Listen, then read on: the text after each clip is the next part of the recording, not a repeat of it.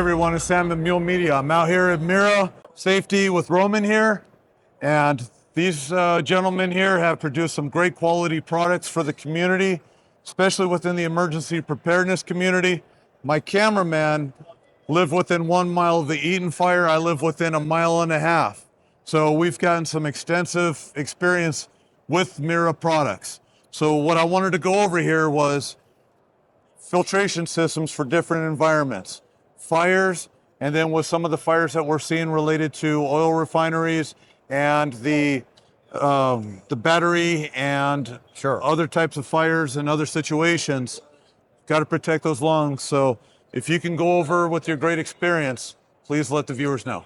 Sure, absolutely. Well, thanks for having me on, guys. Thank you for coming by the booth. So for fire applications specifically, the type of respirator you use doesn't matter as much as the type of filter you use, okay?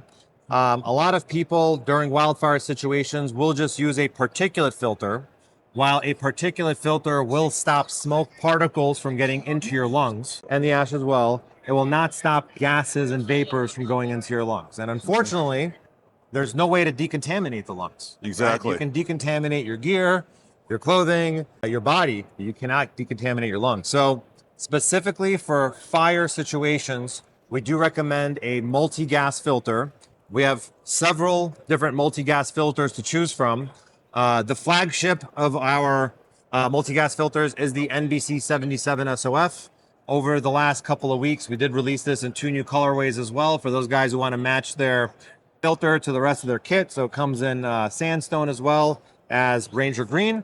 Right. But the beauty of this filter is it does toxic industrial chemicals. Okay. When things burn, toxic industrial chemicals are released. It also works for CBRN threats, which stands for chemical, biological, radiological, and nuclear. And it works on radioactive methyl iodide gas that's typically released during nuclear reactor meltdowns. Now, and it does come in a package that has a 20-year shelf life. Our competitors only have a 5 to 7 years. So specifically for preparedness applications, right? This isn't something you're going to be using often. It's something that you only use in an emergency case. And if an emergency doesn't happen for 20 years, it's fine. You have it stocked away, ready to go, ready to deploy in a moment's notice when the threat calls, right? And we did release another new product a couple of weeks ago called the VK700 filter. So this is an upgrade over the VK530. Both of these filters actually filter the same type of threats, those toxic industrial chemicals, and both of them filter convert carbon monoxide into carbon dioxide, allowing you to breathe it out. Inside of the filter, you're going to see activated carbon, right? But in the Hopcolite filters, you also see these little balls inside of it, Hopcolite balls, which is an oxidizing agent, takes the carbon monoxide, throws an oxygen onto it, and makes it into carbon dioxide, which is far less toxic than carbon monoxide, right? So fire escape and evasion, really, we recommend the VK700 because as you're escaping and evading, there may be a situation where the roads are blocked and your only route to safety is through a structure. You're either stuck or you're on foot. Exactly. So if you are caught in a structure, there's an opportunity there for oxygen to, get eaten away by the fire.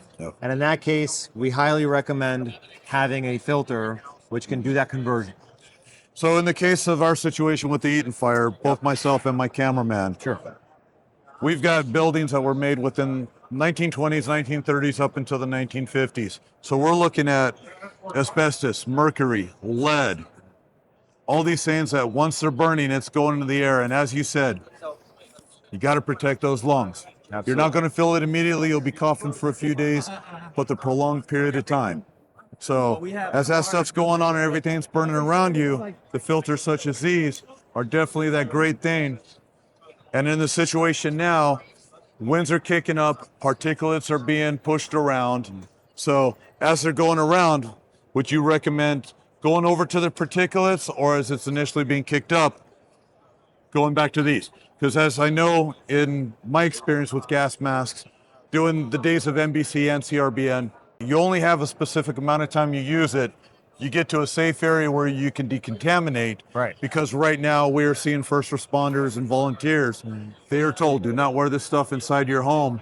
So they're decontaminating at home. Yeah. So what's the shelf life on these when you are actively using it? That depends. That depends on the contaminant type, Correct. the concentration of the contaminant, your breathing rate, along with atmospheric conditions.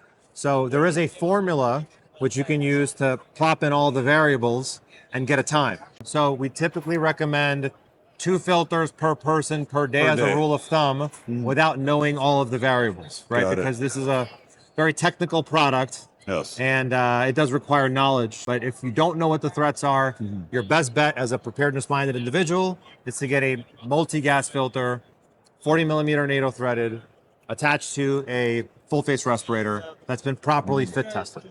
So what you want to do is if you live in a specific city, specific town, if your thing is pretty much wildfires, brush fires, if you're in proximity to some of those homes there, you have an idea of what your threat is.